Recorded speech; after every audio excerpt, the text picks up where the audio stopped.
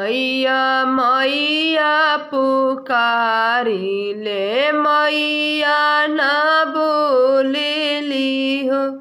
मैया मैया पुकारिले मैया न बोलेली हो। अब मैया के अइले डोलिया कहाँ रत मैया मोर बिदैया हुई है हो। अब मैया के आई है डोलिया कहाँ रत मैया मोर बिदैया हुई है हो। धावते हो नौआ से बरिया तयवारु सेवक लोगवा। अब जाई सोनारावा बोलावत मैया के टीका लेबो। अब जाई सोनारावा बोलावत मैया के टीका लेबो। अब टीकावा मैया के पहिरइबो त मैया मोर बिदैया हुई हो। मैया मैया पुकारिले मैया न बोलेली हो। अब मैया के अइले डोलिया कहाँ रत मैया मोर बिदैया हुई हो। अब मैया के अइले डोलिया कहाँ रत मैया मोर बिदैया हुई हो। धाउते हो नौआ से बरिया त धाउरे सेवक लोगवा। अब जाई सेंदूर हरावा बोलावत मैया के सेंदूर लेबो। अब सेंदूर से मांग मैया के भरबो त मैया मोर बिदैया हुई हो। अब पान फूल से मैया के खोइछा भरबो त मैया मोर बिदैया हुई हो। मैया मैया पुकारिले मैया न बोलेली हो। अब मैया के अइले डोलिया कहाँ रत मैया मोर बिदैया हुई हो।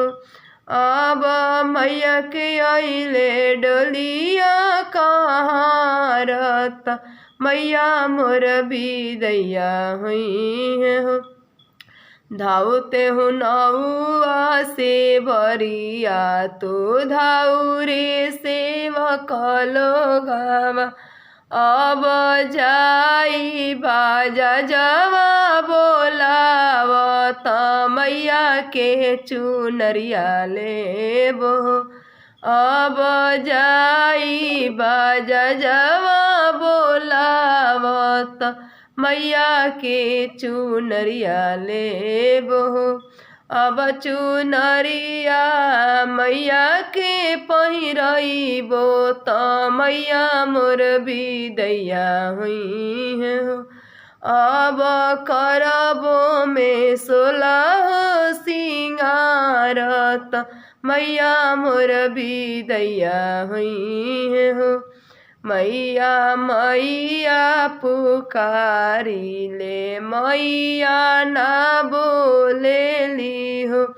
अब मैया के अइले 32 कहाँ रत मैया मोर बिदैया भुई हो।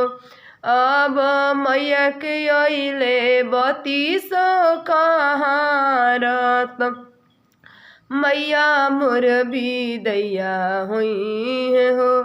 धाउते हो नौआ से बरिया तू धाउरे सेवक लोगवा। अब धाई चूड़ी हरवा बोलावत मैया के लहठिया लेबो। अब जाई सोनारवा बोलावत मैया के हार लेबो अब जाई सोनारवा बोलावत मैया के पैजनिया लेबो अब जाई सोनारवा बोलावत मैया के बिछिया लेबो अब मैया के करबो 16 सिंगारत मैया मोर बिदैया हुई हो अब मैया के करबो 16 सिंगारत मैया मोर बिदैया हुई हो मैया मैया पुकारी ले मैया ना बोलेली हो अब मैया के अइले 32 कहारत मैया मोर बिदैया हुई हो। अगर हमारा वीडियो अच्छा लगे तो एक लाइक ज़रूर करब जा, काहे से कि हम अपने से लिखे नहीं अपने से गावे नहीं, तो थोड़ा सा एक लाइक रुआ लो दे दी जाए। जय माता रानी।